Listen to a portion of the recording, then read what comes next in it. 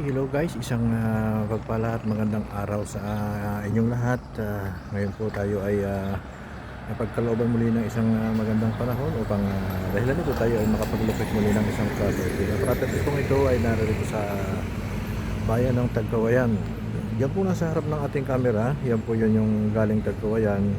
At mula po doon sa bayan ng Tagkawayan hanggang dito sa lugar na ito ay mga 17 kilometers po ang layo nito. Then yung pong property natin papasukin ay dadaan po dito sa barangay road na ito. Ayan po pinasukan ng jeep na yan. Yan po yung galing Maynila. Ito pong kalsadang ito na sa ating harapan. Ito po ay yung tinatawag na Quirino Highway o Andaya Highway. Hindi ko alam kung alin po dyan ang totoo. Pero sa katawagan po ng mga taga rito ay ganyan ang sinasabi nila. Dito po sa kaliwa natin ito papasok yung pupunta doon sa ating property na ilolocate ngayon. Ano po? Okay, tara. Saka natin ang property ito. Okay guys, bali doon tayo galing sa lugar na yan. Oh. So yung National Highway mula doon hanggang dito, ito ay sa aking pagtansya dito yung mga 5 kilometers lamang po. At mula doon sa bayan hanggang doon sa pinasukan natin, yun ay mga 17 kilometers. So pagpasok dito 5 kilometers, then papasok pa po tayo dito sa barangay road na ito. Itong tinatawag na nila na ito ay yung barangay road na binubutas papunta rin sa lugar na doon sa ating bibisitahing property. So itong kalsada na nasa ating harapan, ito po ay yung diversion road ng Ginyangan to Tagkawayan. Ayan, tara po, dito tayo papasok sa ating pupuntahan ito. Yan, yung kalsadang yan. Oh. So yan po yung papunta ng Ginyangan. Oh. Okay na, ito po tayo ngayon kung saan ay pupunta po tayo o papasok doon tayo sa property. Ito po kinatatayo natin ito po yung bahagi ng barangay road na papunta doon sa San Isidro, di umano sabi nitong ating kasama. Ano po? Then ito kita po natin yung barangay road na ito kasi ito ay natabunan na, kumbaga sa natambakan na ito. Dati ginagamit na to, kaya lang siguro gawa nitong mga nagdaang mga araw, nagkaroon na sila ng tubig. O yan, makita natin doon yung tubig na yun doon sa lugar na yun. Mula doon sa ating pinasukan, doon sa diversion road na yun ng Ginyangan to Tagkawayan, mula doon hanggang dito sa kuwang ito, kinatatayo natin ito ay wala pang mga 800 to 700 meters lamang po ang layo nito. Then papasok po tayo doon dito sa lugar na ito, papunta po tayo doon sa property na ating ilolocate ngayong araw na ito. So ito naman po ay dating kalsada po ito, kasi no itong ginawa itong National Power ay ito po ang ginamit nilang daan, kalsadang ito. Kaya medyo ito po ay hindi na okay, pero nasudsod na po ito. Ito po ay tututok mismo doon sa property na ating ilolocate. Mamaya pagdating po natin doon, bibidyohan po natin para mai-explain din po ng malinaw sa ating mga sa inyo po mga viewers, para kung sakaling magustuhan niyo ang property ito ay kontakin lamang po ninyo yung number na naka-plot sa inyong mga screen, ano man yung inyong ginagamit na gadget. Ito po yung daan, oh. Kitang kita naman po yung pinakang kalsada niya, yung Bagyas.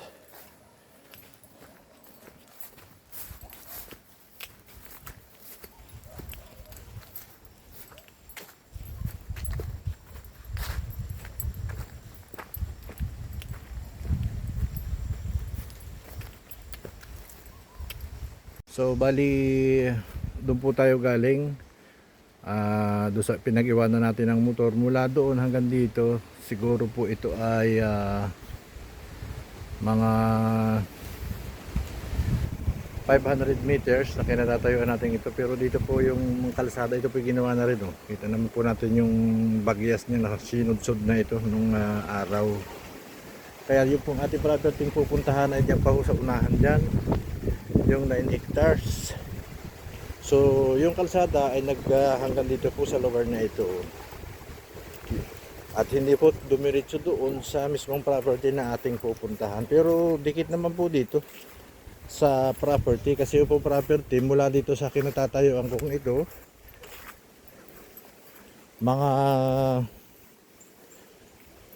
80 to 100 meters lamang po. So wala pang 100 siguro nga ito, kasi nadyan na lang naman po sa unahang yan, oh. Tatawid nga lang po dito ng maliit na tubigan.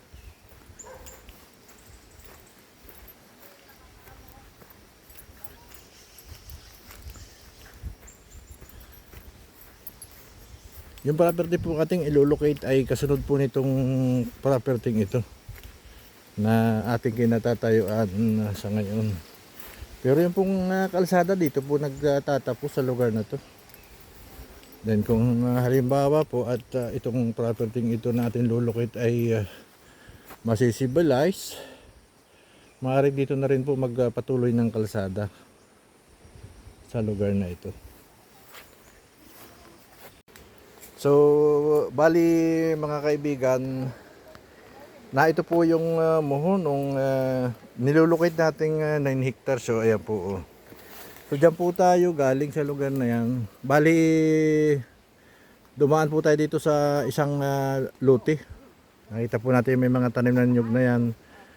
So bali dyan po tayo nagdaan. Pero dito po sa part na itong 9 na hektaryang ito, meron po ito doon sa unahan. Meron po itong daan doon sa diretso po yung sinabi ko sa inyo kanina doong kalsada na doon dumigil. Yung po ay diretso hanggang doon sa lugar na yun, itong property ito na 9 na hektarya. So ito po mga bakod na ito, makikita natin, yan po yung pinakalinderos niya. Ito, yan po yung muhon. Then ito po, kumadrado po, papunta riyan. Then gumanon sa lugar na yon. So ito pong 9 hectares na ito ay punta dyan sa lugar na yan. So makikita po natin yan, mga katuwirang ito. Ito kung naman pong kabilang ito, may mga tanim. At ari pong 9 hectares na ito ay wala po itong tanim, kundi mga mga puno lang po ng mga kahoy na nakikita natin. Marami po ito, mga puno ng anahaw. Totally wala po ako nakikitang niyog dito sa lugar na ito, maliban na lang po siguro doon sa kabila.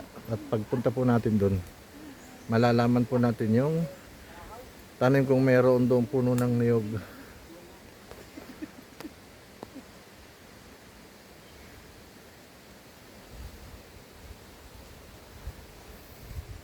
Tara, punta natin yung isang muhon pa doon na sinasabi. Tapos ituturo natin yung daan ng papunta doon sa property. Mas malapit doon ang daan sa lugar na yun. Mga kaibigan, tayo po ay naririto sa katugon ng pinuntahan nating muhon doon kanina. Na ito po siya, oh. Itong may tagbak na ito. Ito po yung katugon ng muhon na pinuntahan natin doon kanina sa baybay na yun. So ang property po ay gumanon, nagdiretso po doon, then nag-letter L yan sa lugar na yan. So kung natakikita po natin yung mga nyugan na yun, yung po ay hanggang doon yung pinakang nitong property ito na nilolocate natin. So ayan. Totally ito po ay mga wala ng tanim, mga kahoy na lang po ito na nakikita natin dito. Ayan, may mga batino tayong nakikita. Mga mga ulingin. Napakarami nitong mga ulinging, mga kahoy.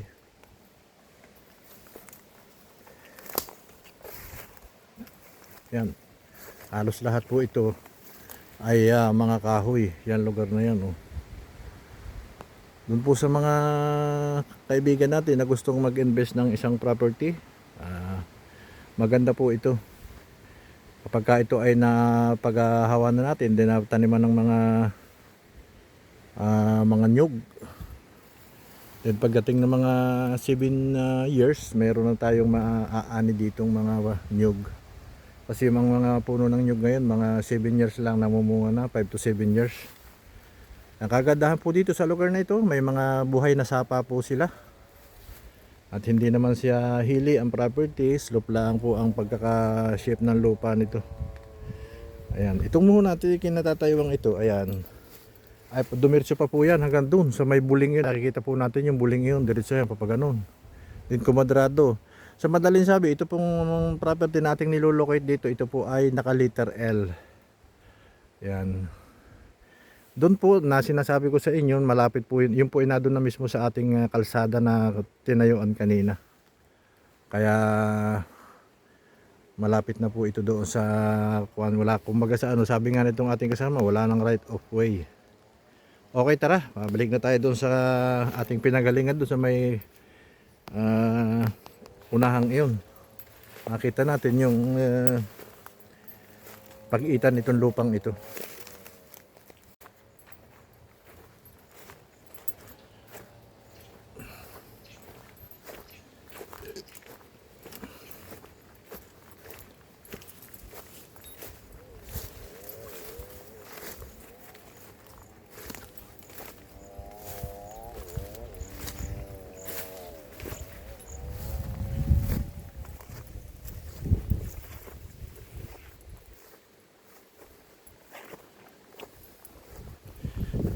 Hanggang saan dyan doon? Ayun o, blindero siya, yung mga nyuga na yun. Dito tumama na yan eh. Yan yung daw mo niyan, ibabaw na yan. Malapit dito, yung kay Dave. Then hanggang doon sa mga nyuga na yun. Oo. Medyo dito may ilan eh. Ah, may ilang ding nyug. Yan o. Isa. Dalawa. May pailan-ilan din po palang nyug dito sa lugar na ito.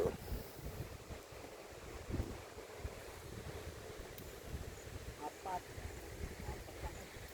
Marami dito yung mga kahoy, ano?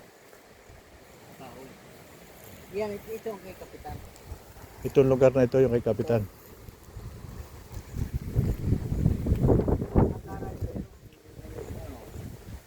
Ayun ang hangganan. Tapos yun, lubang ko yun. Pero naman yoga ng kabilang rin eh. Kaya Kaya madaling makuha nitong kanila, ano, wala halos walang tanim. pero pag sinukat yan, makakakuha na nyo dyan. Oo. Kaya nandun ang nito eh. Mula doon yung property. Then doon tayo galing kanina, yung una natin pinuntahan, tapos gumanon siya. Yan, hanggang doon sa lugar na yun, makikita natin yung mga nyuga na yun. Kasama yan lahat. Kasama yung dako dito, hindi nakasama. Yun ang pinaka-boundary pala, sorry. Yan, pag ganun siya. Then ito.